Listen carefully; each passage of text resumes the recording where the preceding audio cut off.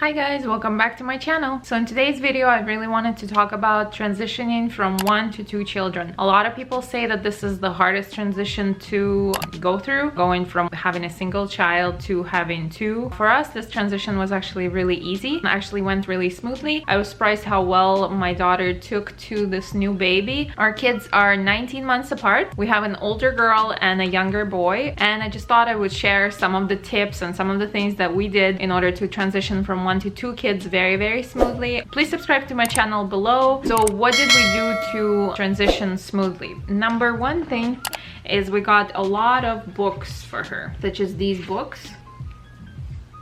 She was under 1.5 years old. So my number one tip would definitely be, it doesn't matter how old the child is, but get books to kind of introduce them to the idea of having another child come into the house. And I cannot stress enough how much this has helped. So this not only introduced the idea and kind of made her understand a little bit, but I think it also made her like be excited about this new baby coming into the house and just be looking forward to it, for the new baby to arrive. And I think the books actually really helped. When we came home from the hospital, my husband walked in first and he left his backpack, and she was looking into the backpack looking for the new baby. We just thought it was really sweet. So this book really, I think, helped her kind of understand that mommy is having a baby. Mommy has a belly and there's a baby in the belly.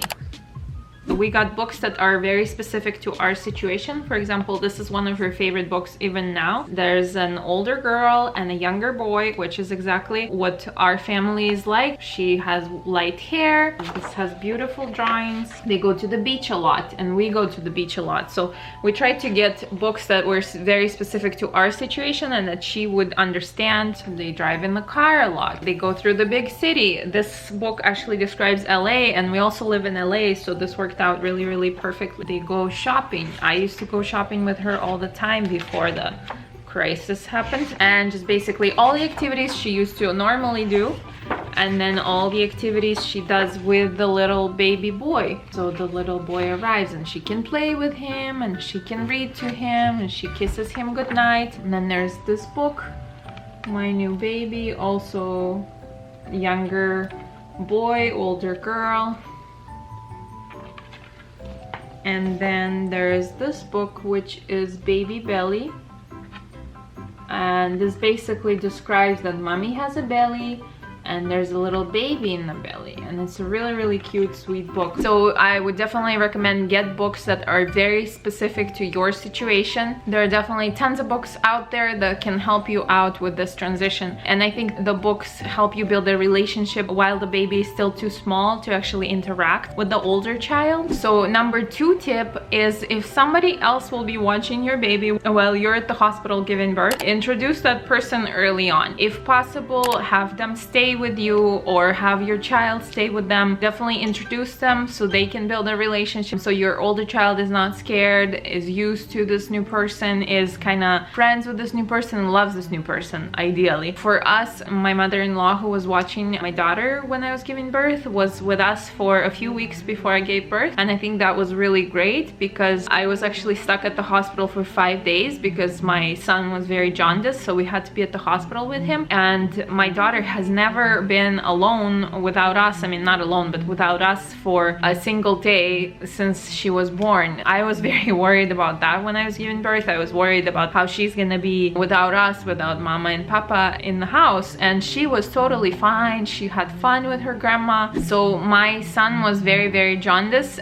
He was under the Billy lights for 2 days, so we were stuck at the hospital basically with him. This was during the quarantine. Once we entered the hospital, once my husband entered the hospital, he couldn't leave, or if he did leave, he wouldn't be able to come back. He didn't actually leave the hospital at all the whole time we were there, and we were there for 5 days total. It's not an ideal situation, but it is what it is. It is what we had to do, and actually it worked out really well for my daughter to be with her grandma. They built a really sweet relationship. She was asking to call her all the time after she left. Second most important tip is definitely introduce whoever will be watching your older child early on. Tip number 3, when you first first bring in this new baby home, don't be overly affectionate with this new baby, with the newborn in front of your older child. The newborn will not care. Just trust me, they will not care if you're very cute and you sing to them and things like that in front of your older child. But the older child will get extremely emotional, might get jealous. It's just not gonna be a pretty picture. So you can be cutesy and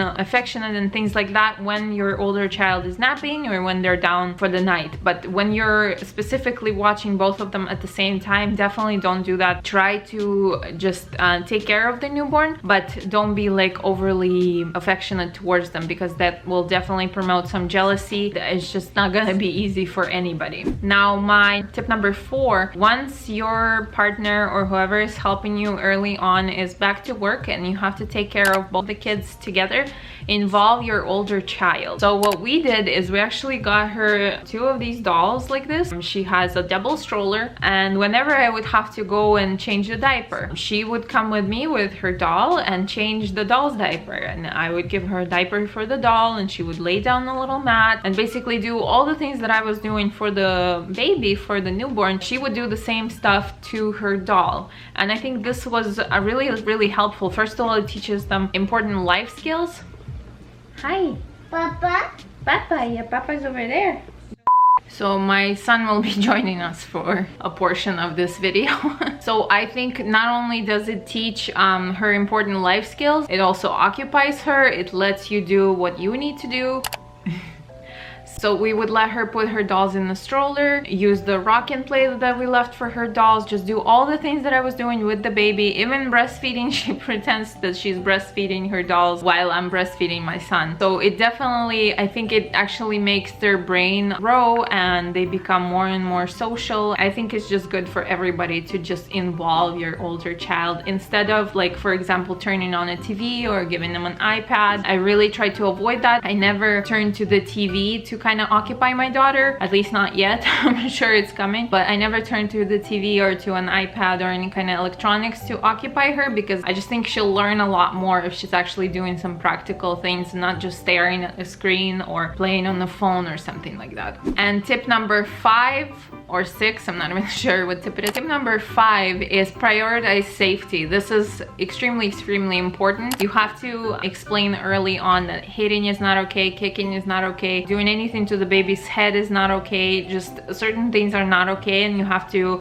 enforce this very gently, but you have to be really strict about it, because if they end up doing it once, it's gonna happen over and over again. So you have to be really consistent with this. And I do think safety with a little tiny baby and an older baby is actually really important and very difficult sometimes, because the older babies, sometimes they're a little rough and they don't really understand that this newborn can defend themselves and that it's a live human being, it's not a doll. So that's my tip number 5. So these are my tips for transitioning from 1 to 2 children. I really hope you guys find these helpful. If you have any other tips that I did not mention that were really helpful to you, definitely leave them down in the comments below. I would love to read them. Be sure to subscribe to my channel for more videos like this, and I'll see you guys in the next video. Be sure to click thumbs up on this video if you enjoyed it, and follow me on Instagram. All right guys, I'll see you in the next one. Bye.